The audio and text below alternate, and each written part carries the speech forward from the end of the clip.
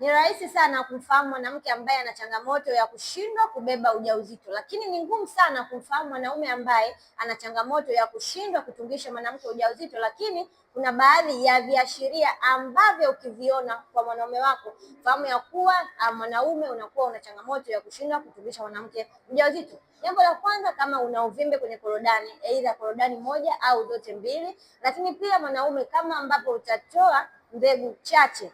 Lakini pia kama mwanaume anafika kileleni, lakini pale anafika kileleni anajikuta kwamba hatoi mbegu. Na dalili nyingine ni kwamba mwanaume anamwaga kabla ya kumwaga. Pale ambapo anaandana na mwenza wake anajikuta kwamba ameshamwaga mbegu kabla hata ya kushiriki tendo la ndoa. Lakini pia kama mwanaume ambaye anashindwa kurudia raundi inavyotakiwa, hizo ni ishara au ni dalili ambazo ukiziona wewe mwanaume au ukiziona mwanamke, ukiziona kwa mwenza wako, fahamu ya kwamba ana shida ya kutungisha mwanamke ujauzito. Lakini kama unapitia hii changamoto, unaishi kwenye ndoa, imekuwa shida kwa mwanamke au mwanaume kupata ujauzito, hakikisha unachukua namba yangu bio ili tuweze kuzungumza namna gani ya kutatua changamoto zenu na nyie muweze kufurahia ndoa yenu na kuweza kuwa na familia. Share video hii wafikie wanaume wengine waweze kujifunza.